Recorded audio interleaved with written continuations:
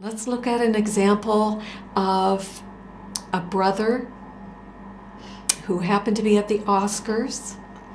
And I know you all know who I'm talking about. Our brother Will Smith, who walloped Chris Rock on stage in front of the whole entire world. Yeah, I happened to see that. And I always like to, first of all, take it in and be real honest with myself about the judgments or the interpretation I am having about this, smack. Yeah, so did you all have an interpretation? Well, if you are interpreting anything in the world, that is an attack. An interpretation is an attack. Isn't that interesting? Yeah. So we really want to, everything in the world that we react to is an opportunity for us to forgive the attack thoughts in the mind. So we look out and we see, Chris Rock. Well, first let's look at the whole story. So I don't know if you've all seen it, but so it was the Oscar night, big night, and Will Smith was sitting in the audience with his wife, Jada. And apparently, Jada has a condition called alopecia, which is where you lose your hair. And so she's bald. And Chris Rock, who was, the master of ceremonies at the Oscars, love to you too, from my Windsor friend. So Chris Rock made a joke. And the joke was about, G.I. Jane is going to be looking for you for the next movie, something like that. Well, Will Smith, Jada's husband, at first was laughing. But Jada rolled her eyes, and then her husband got up, went to the stage, and he walloped Chris Rock. I mean, he slapped him. It was a slap heard around the world. And Will Smith, or Chris Rock, he just, he was graceful. I mean, he just took it. And God bless him. And Will Smith went back down and sat down, and then he continued to scream a couple more things out of his mouth. Keep my wife's name out your mouth. He was not happy, and he said it twice. So what was your interpretation of that? Now, this is the work that the Master wants us to do. He wants us to look at our interpretations of what is happening in the dream world that we make real. We make it real when we react to it. Reaction is telling yourself it's real. And I'm reacting because I think it shouldn't have happened. All the different interpretations that you have, right? Some people thought it was justified, that he was protecting his wife in the name of love. Now here's the question. Does love need to protect? Does love need to defend? Love has no opposites. That's what the Master's trying to tell us through the whole course. Love is all-encompassing. And what is all-encompassing has no opposites. So there's no need to defend. There's no need to protect. If there is an attack, it is because you have interpreted something being said in the dream world as an attack. And when you feel attacked, it will call up defense. Attack and defense is the ego's game. And that is what we saw. the dynamics in the dream world, we all have concepts when we're in a marriage, let's say. So Jada and Will Smith are married, and there's concepts in a marriage. The roles we play as husband and the roles we play as wife. We have all these concepts about the roles we play. And if someone goes against my personal concept that the ego made up to hide itself in the body, well, I'm going to have a big problem. Because if anything in the world, any narrative, anything at all goes against my concepts about the role I play as a husband, then I'm going to attack. Whoa. Same with the role I play as a wife. If anything in the world goes against my concept, my ideas, my beliefs, then I'm going to feel attacked, and I will attack, and then I will defend. So you could see that game of defense and attack. Everything in the world is so wonderful in that it offers us an opportunity to, number one, if I'm reacting to it, take it in and ask yourself, where in my life do I do that? Where in my life am I prideful? Because the ego thrives on pride. And it's really easy to become prideful when you equate success with Hollywood and being on a stage and getting an Oscar, right? Oh, I'm successful. I've achieved something here. I have an Oscar. I'm all puffed up and full of pride. And listen, if you are an actor for God, if you are acting and that is what you do, but you do it because it's your calling and you're doing it for a higher purpose, that's different. Then you're accepting the Oscar for the whole world. You are accepting the Oscar for the whole fellowship, the sonship, right? But when you're puffed up with the ego, you're going to be prideful. And what happens when you have pride? Well, it goeth before a fall. That's what it's where is that written? In the Bible? Pride goeth before a fall, right? And you can see that, even in countries. A country, when I think back on the Roman, the Roman Empire, when I read about the Roman Empire and how it, just rose up to be this, wow, this powerful, amazing empire. And then what happened? Bang, it fell. So, and it made me think, because in one of the other videos I watched, Denzel Washington, in his elegance and wisdom, said to Will Smith, just when you reach your highest point, that's when the devil will come for you. Isn't that powerful?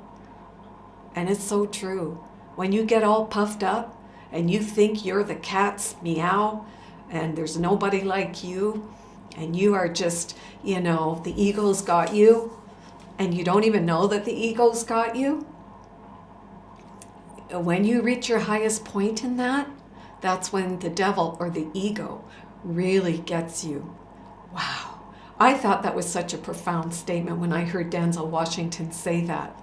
There was a lot of wisdom in that statement. A lot of wisdom. Yeah. So, hi, Nick. I interpreted it as men should respect their wives, though, like he's showing a good example to respect ladies in general. Is that interpretation, or is that a form of attack? That is such a good question. So let's go there.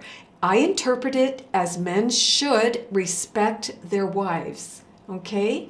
Love is respect. Love is everything. Love, that's so good, Nick. Love is all-encompassing. And when you have respect, it's because you see oneness. You would not treat your wife or anybody else, for that matter, as anything less than loving, and deserving of love. So, yeah, that's a great way to look at it. Yeah. So it would be an attack if you were to say, I really love my wife, and that's why I did what I did to Chris Rock, right? Then it's like, well, love doesn't attack.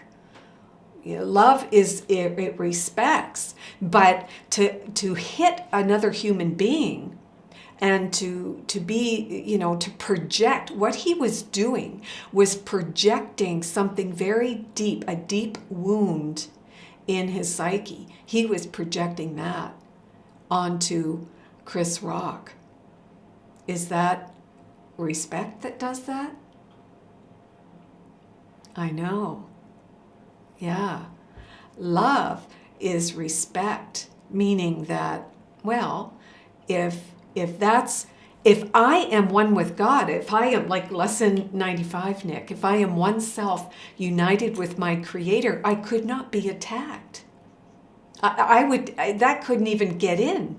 I would be invulnerable.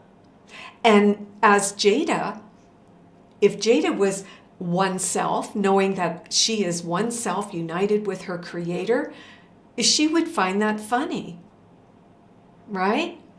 Yeah, that's the thing. Because when you are united with your Creator, you are invulnerable. Things bounce off you.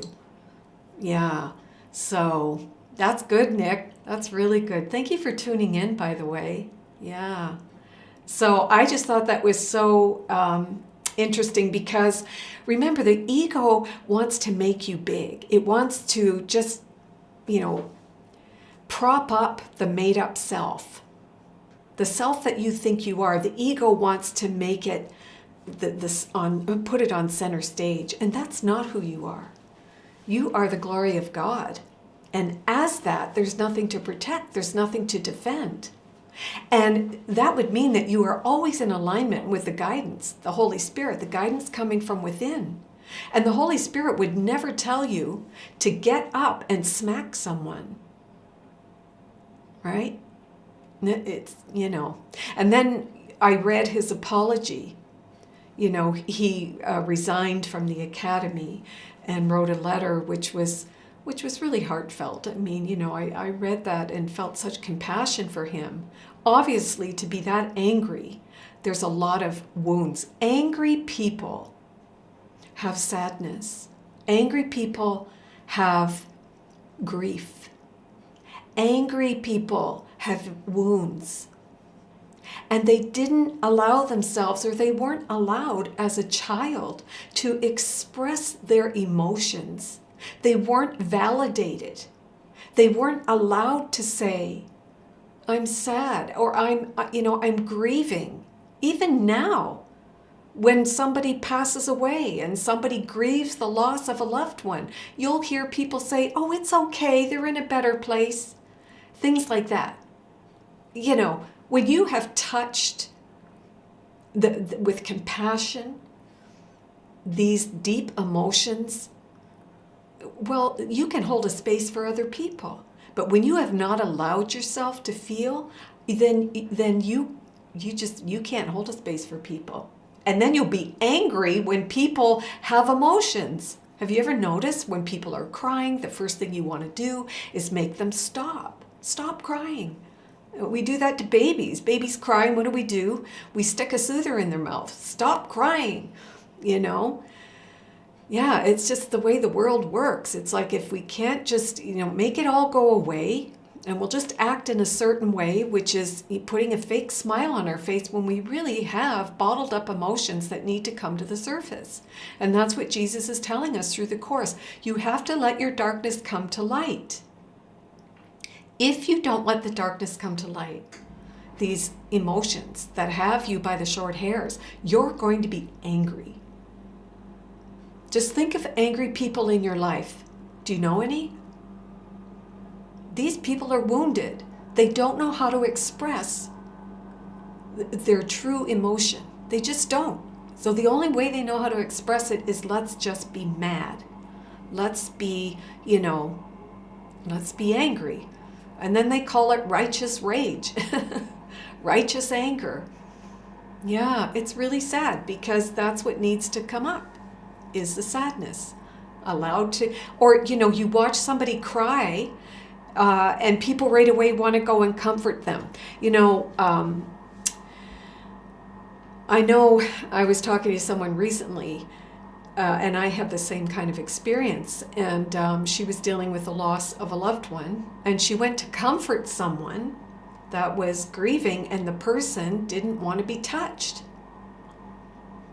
And I had that same experience happen to me many years ago, where somebody was crying at a funeral. It was the wife of the husband passed away, and the wife was sobbing. And I went over to her to hug her, and she pushed me away. Whoa. So that brought up a lot of different feelings. Now, if I was one self united with my Creator, I would just know that, no, she just needed to be in her own space. But what was my need? Was it to make it go away? Was it I couldn't take the sound of a grieving person? Or I hadn't been in touch with that deep grief within myself, that there was a need to go and make it stop? And in the name of comforting another person? I know. How would you interpret that? And when I really thought about it, what I got from it was, oh my gosh, that was a forgiveness opportunity to forgive the interpretation that I had that that woman is screaming so loud, people in the neighborhood are going to hear it, and that's embarrassing. Whoa. So what's that bring up? Shame. Unconscious shame. Can you relate? Can you find that? Because the ego hides itself in the unconscious. Yeah? This is a lifetime of ongoing work, undoing of the ego's thought system. And the ego is so tricky. It hides in the unconscious. And so when something happens that you interpret, you give it meaning, and then you decide the response, wow, that becomes an opportunity for forgiveness. So when I thought deeply about it, it was like, oh my God, she's screaming so loud. I need to make it stop. And then it was like, oh my God, she's screaming so loud. Oh my gosh, it gave me this feeling in my gut that I didn't want that feeling to be there. So instead of letting the feeling come up and give it to the Holy Spirit, I wanted it to go away. I wanted to hug her and make it stop. And what did she do? Which was my blessing.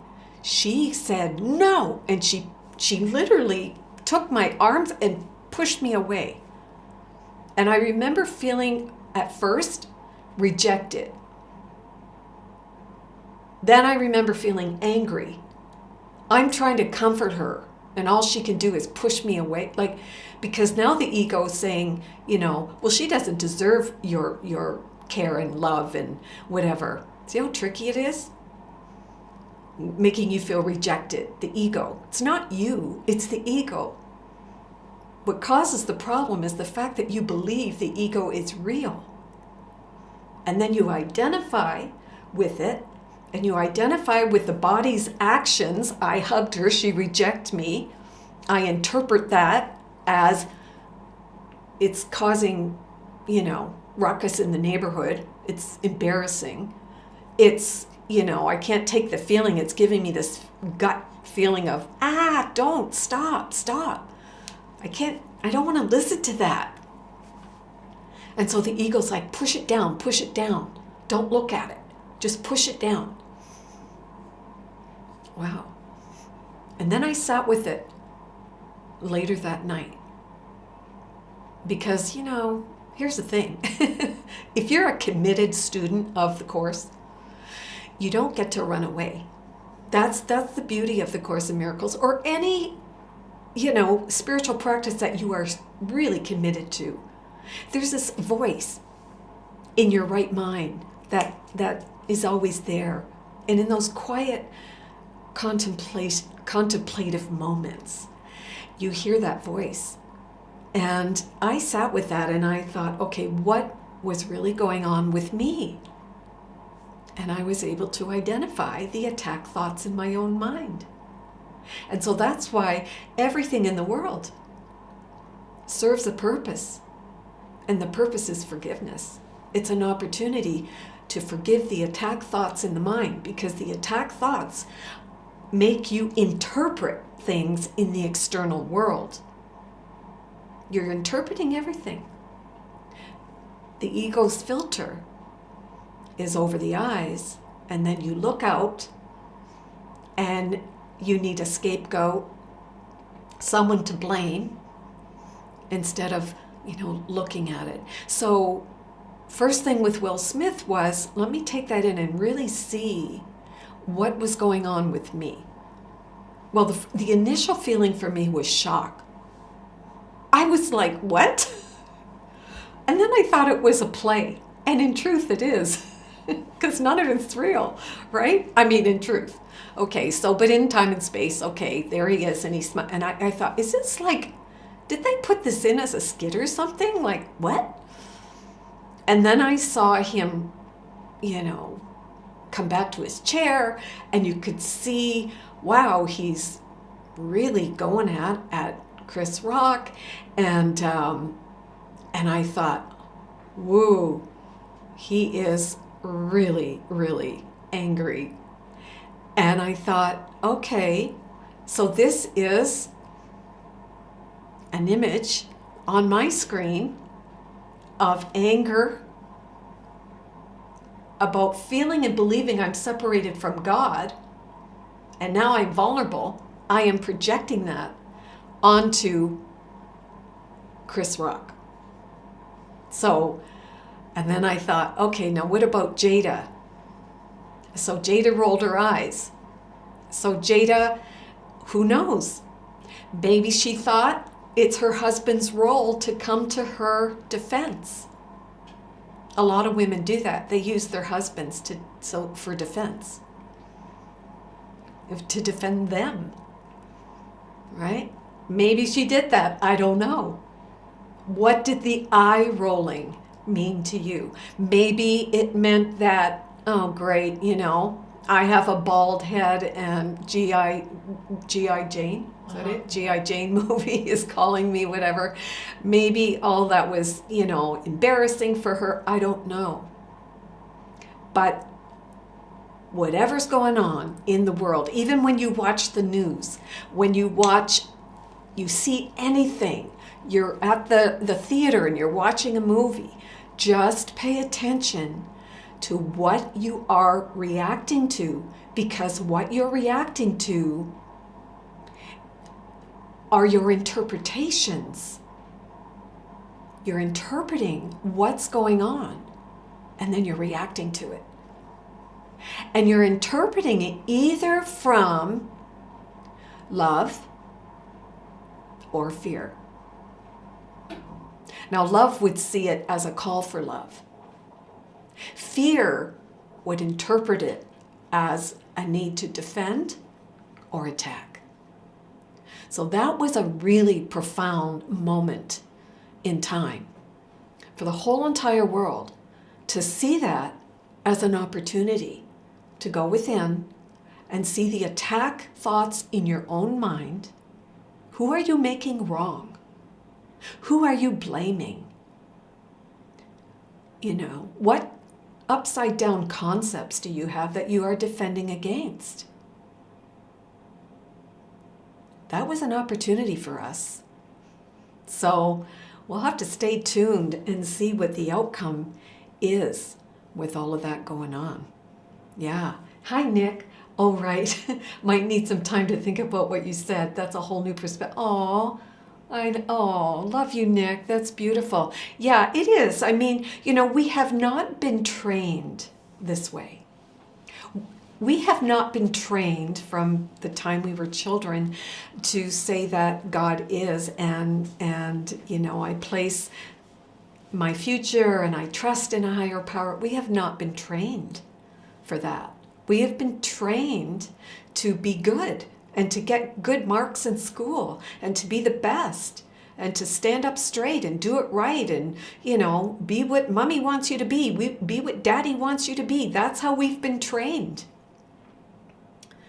We've been trained that you have to fight and you have to, eye for an eye, tooth for a tooth. That's how we've been trained. We have not been taught that you are a wonderful human being because you're alive. No one told you that when you were a little boy.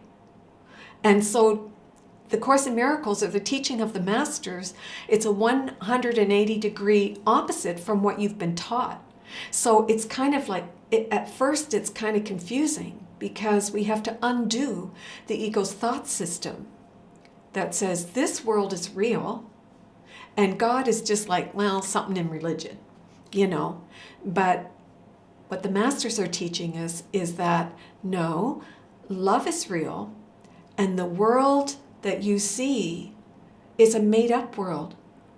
The minute you believed that you were something other than what God made, as whole, perfect, and complete, the minute you began to believe that you were something other than that, you became a made-up self with a made-up personality that you think you have to defend against and protect, with this ego running the show. And the ego is another name for fear. Fear is another name for the ego. So when you're afraid of someone or something, that's the ego. Yeah. So I love that you're going to take time and, mull that over in your mind and, and again, invite the Holy Spirit in your higher mind, because there is a part of all of our minds that has never left God. We have never been outside of our Creator. We are a point of light within a greater light, and that's what's true. And everything else is a dream. Yeah. So thank you, Nick, for adding on. I love that. I love